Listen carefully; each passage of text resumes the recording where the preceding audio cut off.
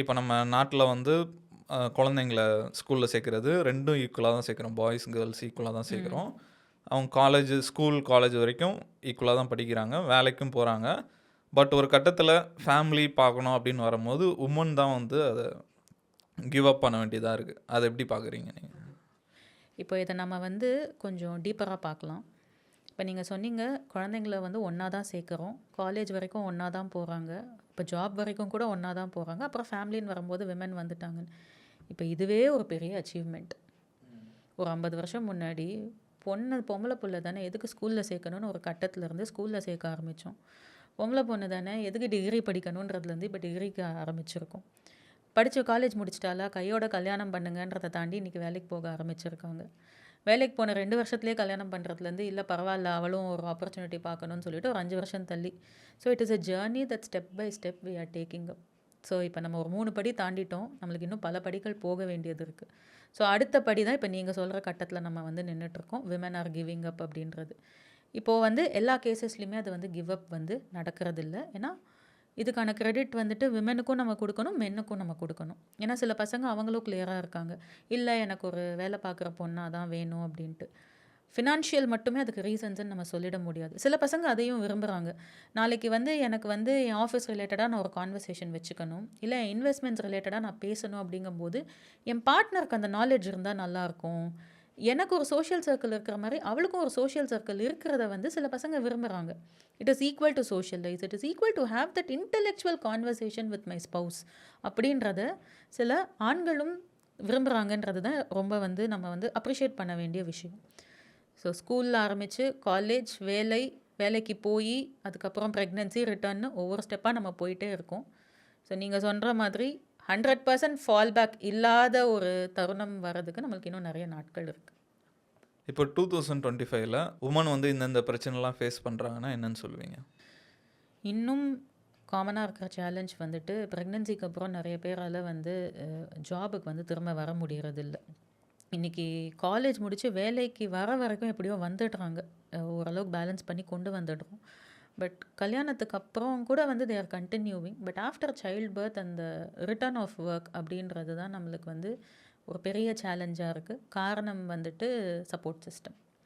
இப்போது ஒரு லேடி வந்து ஆஃபீஸ்க்கு வரணும், இல்லை ஒர்க் ஃப்ரம் ஹோம் பண்ணணும், what ever be that job அப்படின்னா நம்மளுக்கு அந்த இடத்துல ஒரு சப்போர்ட் சிஸ்டம் தேவைப்படுது. நார்மலாக வந்து வீட்டில் வந்து பெரியவங்க இருந்தாங்க அப்படின்னா அவங்க பார்த்துப்பாங்க, இல்லை ஒரு நேனி ஹையர் பண்ணி வச்சுக்கிறாங்க. ஏதோ ஒரு சில விஷயங்கள் வந்துட்டு இன்றைக்கி ஒரு சப்போர்ட் சிஸ்டம் வந்து க்ரியேட் பண்ணுறதுக்கான அவேர்னஸ் இருக்குது. ஆனால் அதை இம்ப்ளிமெண்ட் பண்ணுறதுக்கான பாசிபிலிட்டிஸ் இன்னும் கம்மியாக தான் இருக்குது. இப்போது வேலைக்கு போகிற எல்லா பொண்ணுக்கும் சப்போர்ட் சிஸ்டம் இருக்கான்னா கண்டிப்பாக இல்லை. அவங்களே தான் எல்லாத்தையும் பண்ணிக்கிறாங்க. காத்தால எழுந்திரிச்சு சமைச்சு முடிச்சு பசங்களை ஸ்கூலுக்கு அனுப்பி அதுக்கப்புறம் ஆஃபீஸ் வேலையை பார்த்து திரும்ப வீட்டுக்கு வந்து க்ளீன் பண்ணுறதுன்னு சொல்லிட்டு அந்த சைக்கிளில் ஓடிட்டே தான் இருக்காங்க. மெயினாக விமன் வந்து ஃபேஸ் பண்ணுற ஒரு ஸ்ட்ராங்கான ஒரு சேலஞ்ச் அப்படின்னா நான் வந்து லேக் ஆஃப் சப்போர்ட் சிஸ்டம் தான் வந்து சொல்லுவேன். அதை வந்து நம்ம வந்து ரொம்ப ஸ்ட்ராங்காக வந்து ஒர்க் அவுட் பண்ணுற ஒரு ரெஸ்பான்சிபிலிட்டி மென்னுக்கும் இருக்குது, ஹவுஸ் ஹோல்ட்ஸ்க்கும் இருக்குது, ஆர்கனைசேஷன்ஸ்க்கும் இருக்குது. As a society also we have that. Men எந்த மாதிரி விதத்தில் சப்போர்ட் பண்ணணும்னு நினைக்கிறீங்க? மென்னுக்கு வந்து ஃபஸ்ட்டு வந்து மைண்ட் செட் வந்து கொஞ்சம் வந்து மாறணும். மைண்ட் செட் மாறணும் அப்படின்னா அவேர்னஸை வந்து வளர்த்துக்கணும். ஃபஸ்ட்டு எல்லா ஆண்களுக்கும் சொல்கிற ஒரு விஷயம் இது தான். உங்கள் அம்மா வந்து உங்களை வந்து ராஜா மாதிரி வளர்த்தாங்க, உங்களுக்கு முறுமுறுன்னு தோசை சுட்டு கொடுத்தாங்க அப்படின்னா அந்த பொண்ணையும் ராணி மாதிரி தான் வளர்த்துருக்காங்க. அவங்களுக்குன்னு முறுமுறுன்னு தான் தோசை சுட்டு கொடுத்துருக்காங்க. Your wife is not a substitute for your mother. First அதை வந்து புரிஞ்சுக்கோங்க. உங்கள் அம்மா பண்ணுற எல்லா வேலையும் உங்கள் ஒய்ஃபால் கண்டிப்பாக வந்து பண்ணவே வந்து முடியாது. அங்கே தான் வந்து நிறைய வந்து ரிஃப்ட் ஆரம்பிக்குது. அதனால தான் நம்ம வந்து சரி நீ பரவாயில்ல, நீ வேலைக்கு போக வேண்டாம், விட்டுடு அப்படின்ற பேச்சு எப்போ வருது அப்படின்னா உங்கள் அம்மா கிட்ட கிடைச்ச அந்த பேம்பரிங் உங்கள் ஒய்ஃப் கிட்ட கிடைக்கலன்ற போது தான் அந்த பிரச்சனையே வர ஆரம்பிக்குது. Rather start supporting each other and start pampering each other. சரி ஓகே, வீட்டில் இவ்வளோ வேலை இருக்கா, சரி இந்த வேலையை நீ செய், இந்த வேலையை நான் செய்கிறேன். ஷேரிங் வரணும். It is not about interesting responsibilities, it is about sharing responsibilities. நிறைய மென் வந்து இன்னும் அந்த ஒரு கான்செப்ட் வந்து இருக்குது. ஐயோ என் பையன் என்கிட்ட இருக்கவே மாட்டான், அவங்க அம்மா தான் அவன், அது ஒரு பெருமையாக வந்து சொல்லுவாங்க. நீங்கள் அந்த எஃபர்ட்டை போடுங்க, உங்களுக்கும் அது குழந்தை தானே. உங்களால் உங்கள் குழந்தைய ஒரு 3 ஹார்ஸ் வச்சுக்க முடியல அப்படின்னா அப்போ பிரச்சனை குழந்தைகிட்டயோ அந்த அம்மாக்கிட்டேயோ கிடையாது, உங்ககிட்ட தான். ஏன் அந்த குழந்தை உங்ககிட்ட 3 ஹார்ஸ் அட்டாச் ஆக மாட்டேங்குது? ஃபாதர் நீங்கள் தானே. அப்போது ஒரு 6 ஹார்ஸ் அந்த அந்த பொண்ணு வந்து வெளியில் போகிறா, ஆஃபீஸ் போகிறா, இல்லை ஏதோ ஒரு ஒரு ஒரு கல்யாண விசேஷம், இல்லை யாருக்கோ உடம்பே சரியில்லை ஏதோ ஒன்று அப்படின்னா அந்த குழந்தைய ஏன் உங்களால் பார்த்துக்க முடியல? அப்போ நீங்கள் எங்கே மிஸ் பண்ணுறீங்க? So men should actually step up in certain responsibilities, especially in child care. இது ப்ராக்டிக்கலாக பண்ணுறது வந்து ரொம்ப ரொம்ப ஒரு சிக்கலான ஒரு விஷயந்தான். ஆனால் இதுக்கு 2 பேரும் சேர்ந்து எஃபர்ட் போட ஆரம்பித்தாங்க அப்படின்னா somewhere you can actually balance it out. சொன்ன மாதிரி மென் வந்துட்டு மைண்ட் செட் லெவலில் வந்து ஃபஸ்ட்டு வந்து ப்ரிப்பேர் ஆகணும். இன்றைக்கி வந்து நம்ம அம்மா வந்து வேலை பார்த்தாங்க, வேலை பார்க்கல, அது வந்து உங்கள் அப்பாவோட பிரச்சனை. Maybe your father did give opportunity, whatever, அது நடந்து முடிஞ்ச கதை. அதனால வந்துட்டு உங்கள் அம்மாவுக்கு என்னென்னலாம் லைஃப்பில் வந்துட்டு மிஸ்ஸஸ் இருந்ததோ ப்ளஸஸ் இருந்ததோ அதுக்கேற்ற மாதிரி உங்கள் ஒய்ஃப் இருக்கணும் அப்படின்னா தட் வில் நாட் ஹேப்பன். அங்கே தான் ஃபஸ்ட்டு ஃபெயிலியர் ஆரம்பிக்குது, மென்டலி சேலஞ்சிங். ஸோ அதுக்கு அடுத்து வந்து கொஞ்சம் யோசிக்க ஆரம்பிங்க. உங்கள் ஒய்ஃபு உங்கள் ஃபேமிலிக்கு என்ன கரெக்டாக இருக்குமோ அதுக்கேற்ற மாதிரி ஒரு ஈகோ சிஸ்டத்தை அமைச்சிக்க பார்க்கணும். இப்போ நீங்களே சொன்னீங்க உங்கள் அப்பா வந்து அந்த மாதிரி இருந்தாங்கன்னா அந்த காலம் அப்படி இருந்ததுன்னு. அந்த காலத்தில் வந்து மென்னெல்லாம் கொஞ்சம் ஆடாக இருந்தாங்கன்னு நினைக்கிறேன். இப்போது மென்னு வந்து கொஞ்சம் சாஃப்ட் ஆகணும்னு கண்டிப்பாக நினைக்கிறீங்களா? கண்டிப்பாக ரொம்ப ட்ரான்ஸ்ஃபார்ம் ஆயிருக்காங்க பசங்க. Actually I'm very happy to see a lot of men taking that care, taking that support. இப்போது நிறைய விமன் லீடர்ஸை நான் பார்க்கும்போது வந்துட்டு ஃபஸ்ட்டு கிரெடிட் அவங்க வந்துட்டு அவங்க ஹஸ்பண்டுக்கு தான் கொடுப்பாங்க. என்னால் இப்படி ஒரு ஹஸ்பண்ட் இல்லை அப்படின்னா என்னால் இவ்வளோ தூரம் வந்திருக்க முடியாது. இப்போது இந்திரா நூயியே எடுத்துக்கோங்களேன். அது இந்திரா நூயின்னு தான் நம்ம சொல்கிறோம். நூயின்றது is actually Raj Nooyi. Indra Nooyi was able to become a Indra Nooyi because of Raj Nooyi. அதுதான் வந்து ரியாலிட்டி இல்லையா? ஸோ அந்த மாதிரி வந்து நம்மளுக்கு இன்றைக்கி பல ராஜ் நூயிகள் தேவைப்படுறாங்க. அப்போ தான் வந்து பல இந்திரா நூயிகள் வர முடியும் அப்படின்றது தான் ரியாலிட்டி. ஆனால் அதுக்கு இந்த மாதிரி மென்லாம் வந்து சாஃப்ட் ஆகிட்டு இருக்காங்க, அவங்கள ஹார்ட் ஆக்கணும் அப்படின்ற மாதிரி சில பேர்லாம் வந்து இருக்காங்க. அதை எப்படி பார்க்குறீங்க நீங்கள்? ஓகே, இது வந்து சாஃப்ட்டு ஹார்டு அப்படின்றது வந்து கிடையாது.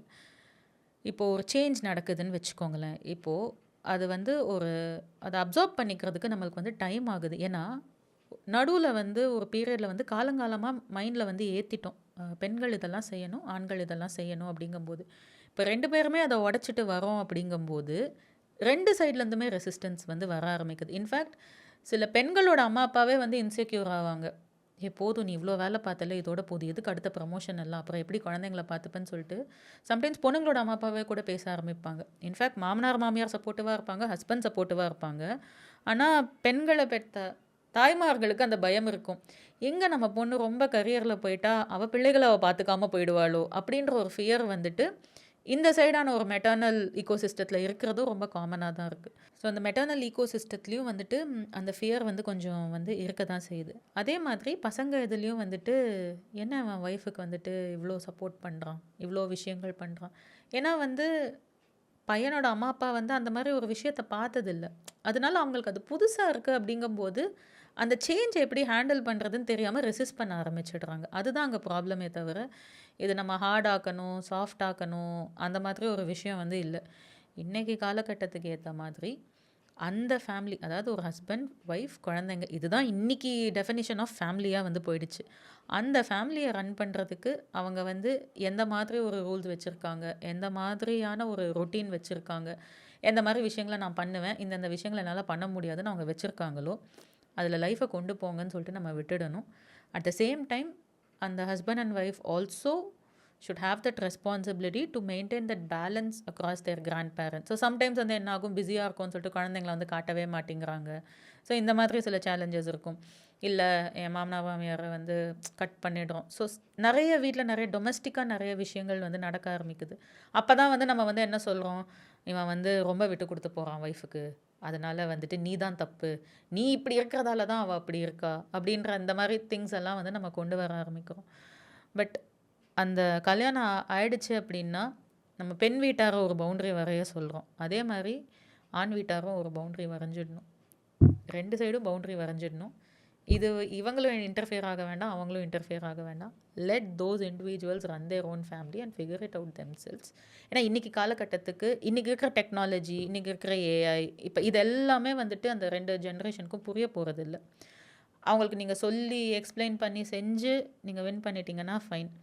அப்படி இல்லை அப்படின்னா வந்துட்டு அந்த பாக்ஸிங்கில் நம்ம வாழறது பெட்டர். இது கரெக்டாக ஒரு எக்ஸாம்பிள் சொல்லணும்னா, நிறைய பேர் அப்ராட் போகிறாங்க. ஏன் தெரியுமா? சம்பாதிக்கணும், செய்யணும், அதெல்லாம் செகண்டரி. இந்த இக்கோசிஸ்டத்துலேருந்து தப்பிக்கணுன்றதுக்காக தான் போகிறாங்க. உமனா சொல்கிறீங்களா? மென் ஃபேமிலியாக போயிடுறாங்க. ஏன் போகிறாங்க? இப்போ அந்த ஆண் வந்து எனக்கே சில பசங்களை தெரியும். They're ready to support their wives. நான் வந்து என் ஒய்ஃப்க்கு ஒரு கரியர் அமைச்சு கொடுக்கணும், அவளுக்கு இவ்வளோ ஒரு ஃப்ரீடம் கொடுக்கணும், அவள் இதெல்லாம் பண்ணணும். ஆனால் வந்து எங்கள் அம்மா அப்பாவே வந்து புரிஞ்சுக்க மாட்டேங்கிறாங்க. அதனால வந்துட்டு தூரமாக போய் இருந்துட்டுறது பெட்டர். அந்த லக்ஷ்மி படம் டைலாக் மாதிரி, நீ நல்லா இருக்கியா, நான் நல்லா இருக்கேன், பண்டிகைனா வந்து போகிறோம்.